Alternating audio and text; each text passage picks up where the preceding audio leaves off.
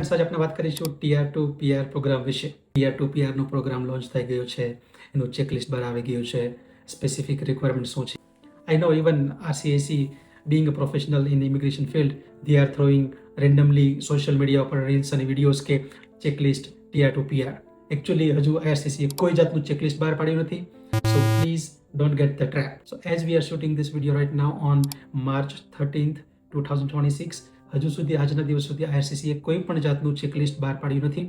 But yes, આવતા month એટલે કે એપ્રિલ 2026માં IRCC can provide more clarity અને એક્ઝેક્ટ ચેકલિસ્ટ આવી શકે છે. But in the upcoming month April. તમને એવું થશે કે જો હજુ સુધી ચેકલિસ્ટ નથી તો અમારે પ્રિપેરેશન શું કરવું?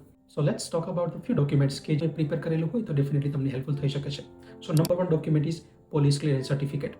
જો તમારી પાસે પીસીસી હેન્ડી હશે તો તમે એઝ સોન એઝ પોસિબલ તમારી પીઆરની એપ્લિકેશન સબમિટ કરી શકશો. જો તમે હજુ સુધી પીસીસી અપ્લાય કર્યું નથી તો you can apply the PCC as shown as possible, કે જે 4 to 6 વીકમાં તમારા રેસિડન્સ એડ્રેસ પર આવી શકે છે.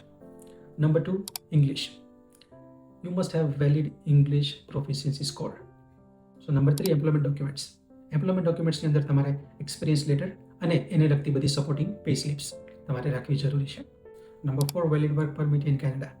તમારી પાસે વેલિડ વર્ક પરમિટ અથવા તો વેલિડ ઇમ્પ્લાયડ સ્ટેટસ હોવું જરૂરી છે. હજુ સુધી ઇમ્પ્લાયડ સ્ટેટસની ક્લેરિટી આપવામાં આવી નથી, બટ મેક શ્યોર કે you just keep your I on this. અને જો ઇમ્પ્લાયડ સ્ટેટસ પણ વેલિડ હોય તો તમે ઇવન વેલિડ વર્ક પરમિટ ના હોય તો પણ તમે ટીઆર2 પીઆર પ્રોગ્રામ એલિજિબલ થઈ શકો છો. આ હતા 4 to 5 ડોક્યુમેન્ટ્સ ફ્રેન્ડ્સ કે જે તમે ચોક્કસથી પ્રિપેર કરી શકો છો.